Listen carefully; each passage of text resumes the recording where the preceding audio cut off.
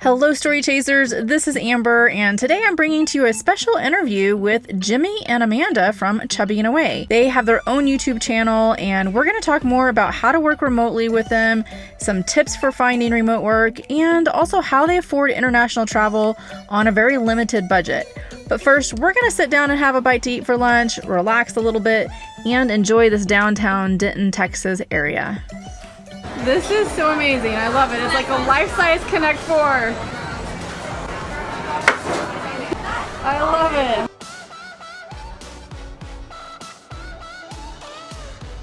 All right, so we are here with Jimmy and Amanda again. And why don't you tell us a little bit about yourself and why you started traveling internationally?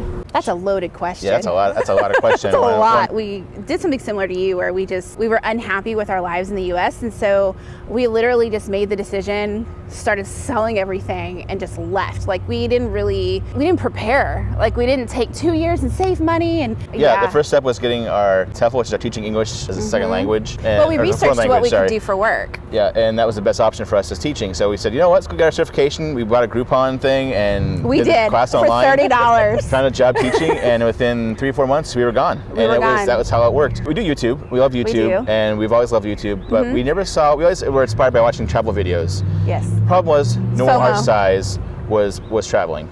And because people are afraid to travel that are our size, they're afraid to fit in an airline seat, they're afraid of how we perceived and judged. So we wanted to change that stigma, right? Yeah. I mean, well, we started traveling together after we had only been dating for 3 months. Like, oh my God, we were gonna go big or go home. Like, internationally, like, let's just jump in. Talk about a break-in period, right? I had always wanted to travel my whole life, and my family didn't have the money, or my family didn't have the desire, or the person I was dating at the time didn't care about it. So it's one of those things that I met him. We actually met online, fun fact. And one of the reasons why I liked his picture so much is because it was a travel photo. And I thought, okay, finally somebody who's interested in what I'm interested in.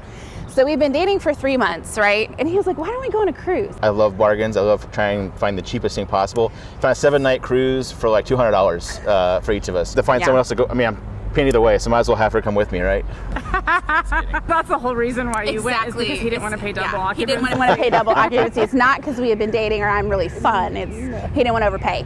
But I paid my way. Kidding. But we started traveling after 3 months, and I got the bug. That was in a January of that year. Well, then he surprised me with a trip to Costa Rica. I say that's a trip that changed my life because that is the first time I left the country, and you're like in the country, because on a cruise, you're only in a port for like 8 hours, which I'm not discounting that kind of travel. When you're immersed in a country and you're staying overnight, like that completely changes your whole experience. That's when I got bit hard with the travel bug, and I wanted to do more of it. And at the time I owned a wedding event planning company. I never saw you, and he was in surgery on call, so we just started talking about what we wanted our life to look like when I guess we decided we weren't going to leave each other. I'm not a doctor, by the way. I'm a surgical tech. Yeah. We're like, okay, so what do we do now?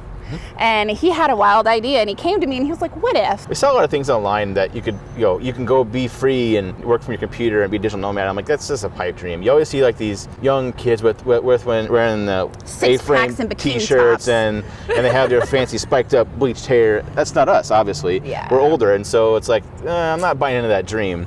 Well, I started doing more research and find out you actually can. We each have the intention that we would actually go and teach English in Vietnam. But part of why we decided on Asia is because when we went on these cruises, we started documenting our travels, and it kind of gained a bit of a following to our surprise. And so we kept filming, and we thought, okay, if we really want to encourage people of size or anybody that's thinks that they're bigger than norm, I hate that word, but they can follow us and see kind of where we go and what we do. So he was like, why don't we start in the land of like all the tiny people? Like Asians are tiny. Start expert mode, yeah. Start on expert mode, and then we'll go other places. We thought Asia would be that kind of challenge for us. We want to show people that you can do that.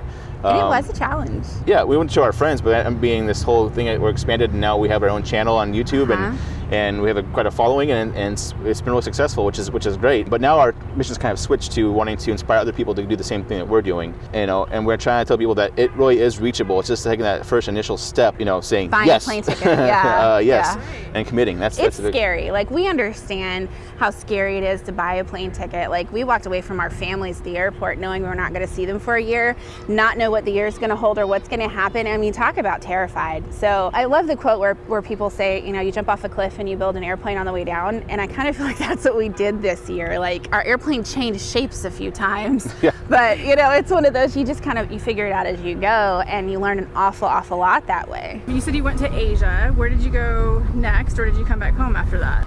We came home after that. We did 12 countries and 28 cities in 12 months. We committed to a year, and so we came back after the year was up. We had a year contract at our school we were working with, so that's one of the reasons we went home. But now we're traveling around the U.S. here and do a few smaller trips, international too. Planning a larger amount of time when we leave again.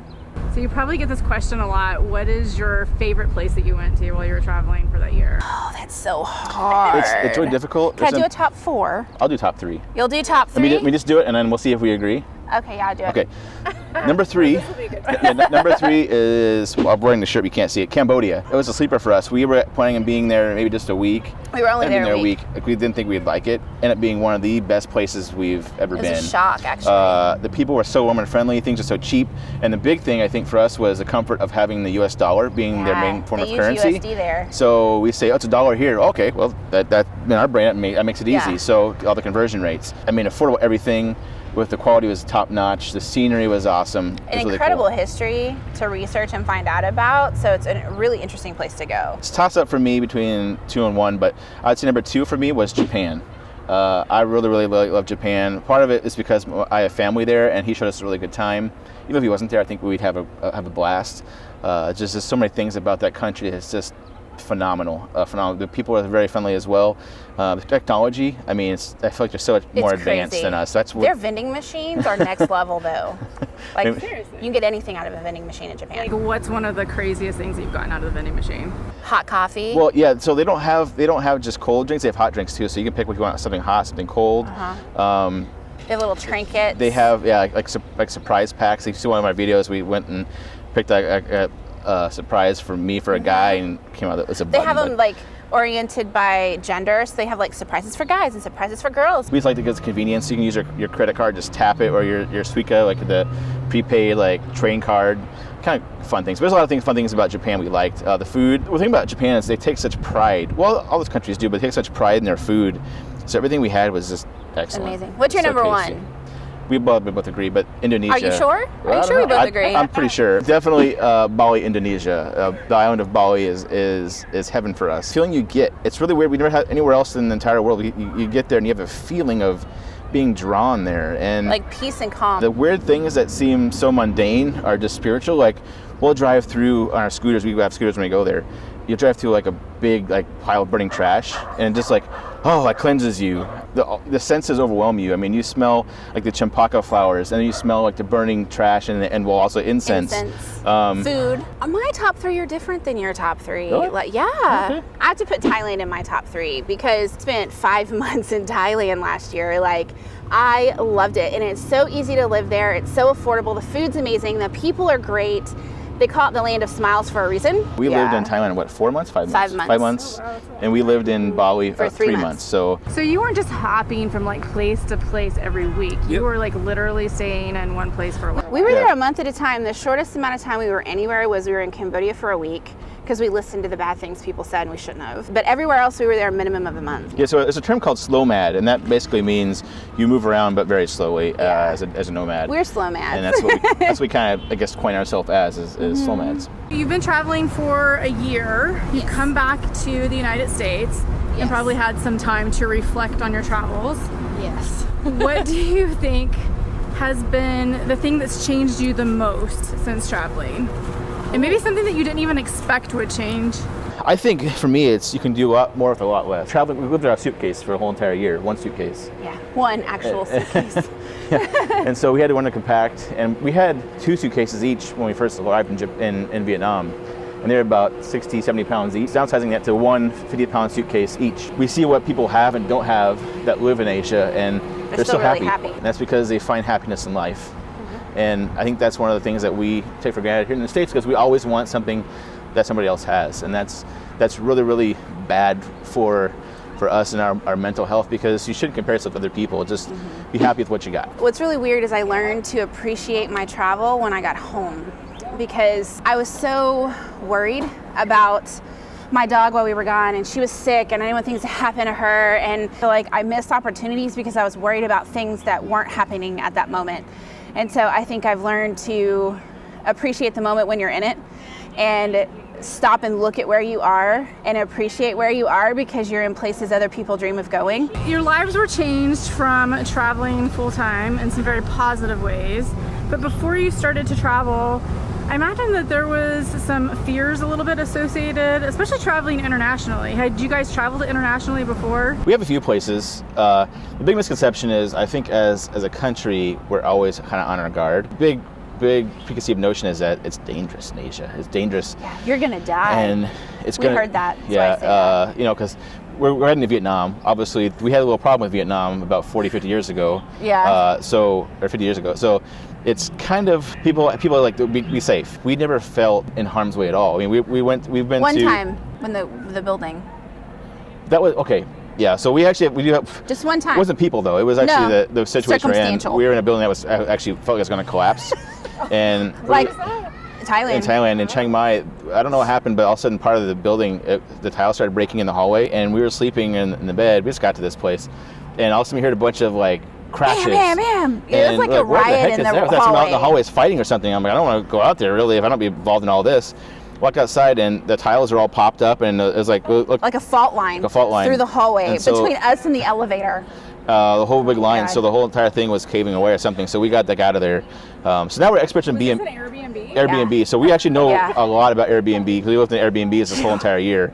But he was a firefighter and an EMS for 15 years before we started traveling, and so he knew that was not a good sign. And well, so, anybody could figure that one out. Yes, but we called the fault line. Yes. Well, we called his buddy and we were like, okay, look, what is the probability that this building is really going to fall? And he was like, get out. And then he freaked.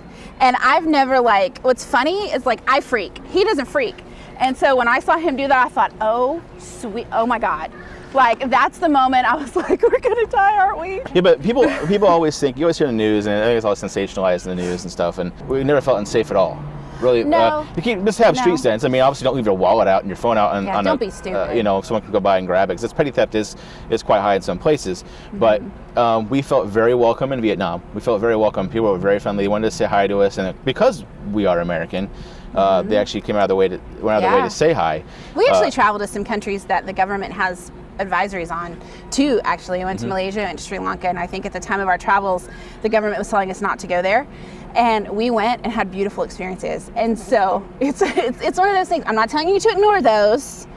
I'm just saying, use your own judgment, because that's what we did, and we had a wonderful experience out of it. So we've talked about all of your international travel and what you guys are doing, but how do you support yourself? Are you independently wealthy? Wouldn't that be wonderful? No. I get all the time. Are you independently wealthy? Are you independent? I wish we were. I wish. No, we are not independently wealthy. I wish, universe. Anyway, so what we did all last year is we actually supported ourselves through teaching English online. Originally, we were going to go stay in Vietnam full time and teach, and that kind of fell through.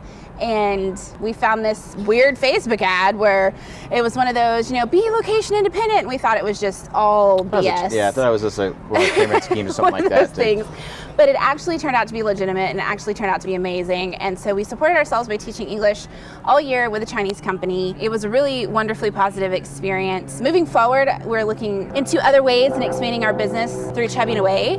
But that was how we supported ourselves, and it's a great way for anybody starting out to do it, because really they pay well. There's a Facebook group that we actually looked into that we'll give Amber the link to, and it's all about teaching English online and the different reviews of all different companies. There's over 500, maybe even 1,000 different companies for teaching English worldwide online. And so we found the best one that suited our needs, and we applied and got an instant, basically, response back from them, doing an interview via Skype, and that's pretty much it. You have to have certain qualifications. Some require college degrees, some do not. Most of them require a TEFL, a Teaching English as a Foreign Language certification. Native English speaker. And then from there, you just apply. It was wonderful for us. I worked 16 hours a week, he worked 20, and it funded an entire year of travel.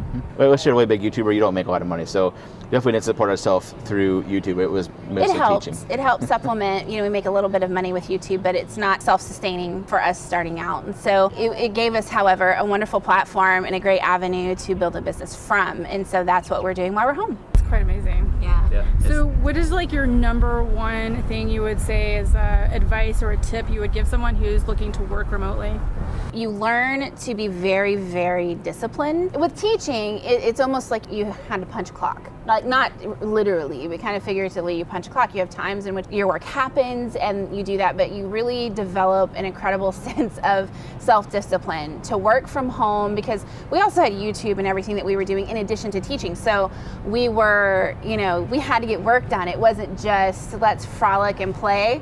As much as we wanted to do that, we did have to have a lot of self-discipline and focus to get done what we needed to get done at the same time. With teaching abroad, so you weren't necessarily teaching remotely per se, like you were physically there teaching the children? No, we were teaching online. Okay. Yeah, so it was almost like a Skype session, but it was through the company's actual software. Their own platform, own app. So they were 30-minute classes at a time. You kind of pick your schedule, how much you want to work based on what kind of money you need to earn. And so we had days that we worked and days that we didn't, and so it was all online. As long as we had a certain level of internet connection, we could work without a problem. So somebody who lives here in the United States and they were traveling either by RV or by air, actually in the United States, they could find a job like this and work remotely as well. They can. Okay. Yeah, the only kicker is you have to work, for us, we had to work for Beijing time. So it's like 4 o'clock in the morning if you're in, Texas. But where we were, it was just a few hours. If you're a morning person, it's great. You wake up early, get your shift over with, and I'm not. And you're good. So places you can teach, I think, in South America as well, online. So it's the same time zone as us, which is nice. Although they don't pay as well. That's the big thing, is they don't pay as well. China pays the best. You can make anywhere from, let's say low end, maybe 15, high end, maybe $30 an hour teaching online. So it's really lucrative what you can do. Depending on your qualifications and abilities, experience. So what's next for you guys? We're going to do some travel in the state. So we'll do some travel around here, maybe a cruise, maybe some, inner border U.S. travel. And then from there, we're leaving again. And when we leave again, we won't have a return date. We're just going to go and stay gone until we feel like we need to come back. Where do you think is the first place you're going to go to? We're thinking the Middle East for a bit, and then Europe. I have 27 countries on my list in Europe, so we'll see how many I hit in that amount of time. And do you think you'll stay in each place for a little bit of time like you did your last one? I would like to. I would like to kind of immerse myself in the culture, see how those people live, learn to cook their food. I want to do all of those things. So we have friends, actually, a bunch of friends in Europe. So we might do slow mapping again. We have 4 friends in Europe. So we might crash their house each place. And so that's one of the things they might not know yet. They've offered, so we're not just being moochers. We'll see if it's idle threat or not. Yeah, and they're all in different places. So anybody who's watched our channel before, we met 3 wonderful people in Bali the first time, JP, Lynn, and Panchi. Panchi's Argentinian, but now she's in Madrid. JP is from the UK, and he's currently there. And Lynn is actually Vietnamese, but she lives in Berlin, Germany. We also have Danielle, who lives in France. So we have 5 places, actually. Oh, 4. I can't count. So we'll go see them, and then there's some other places that we want to see that's maybe off the beaten path of normal sort of travel in Europe, not just the normal Italy, France, Greece. We go to the less discovered places, as you can see on our channel. We go to the mainstream things.